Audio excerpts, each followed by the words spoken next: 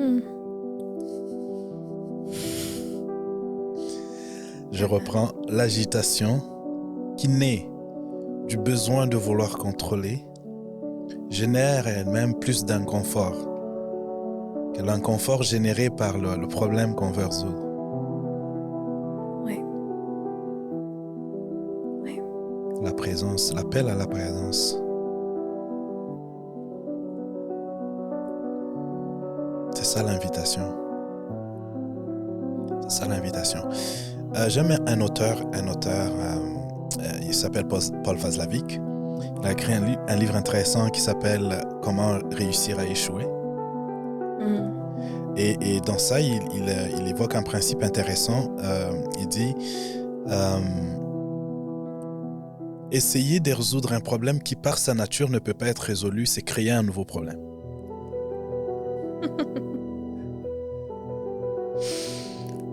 Et il appelle ça les succès dans l'échec, réussir à échouer. Parce qu'il y a des choses qui sont, de par leur nature, elles ne sont pas faites pour être contrôlées. Elles ne sont pas faites pour être contrôlées ou résolues. Ferme ta porte ou barre ta porte, comme on dit chez nous ici. Fais-toi manger. Tu as accès à ça. Mais une personne qui ne veut plus être présente dans ta vie,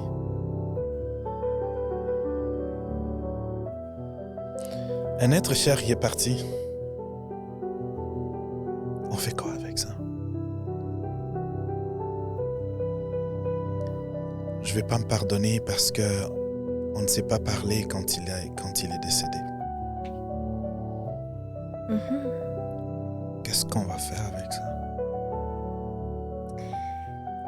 J'adore ce que tu apportes là parce que dans mes accompagnements 1-à-1, une des thématiques qui revient le plus souvent, que j'offre le plus d'accompagnement, c'est le deuil.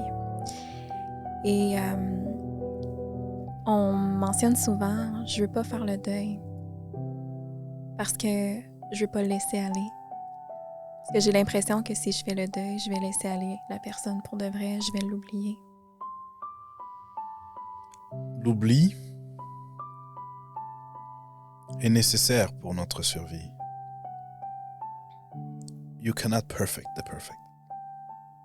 Tout ce qui est fait pour une raison. On oublie pour une raison aussi. Et je m'excuse, habituellement, on n'oublie même pas. Habituellement, on n'oublie pas.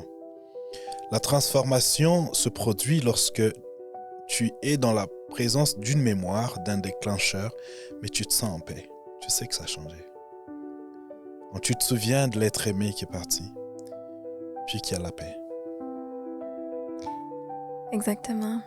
Et le processus d'accompagnement au deuil, on s'amène là, justement.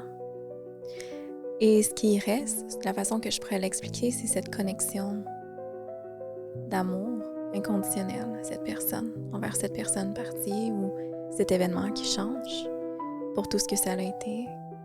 On est en paix à nouveau. Et pourquoi on parle de tout ça?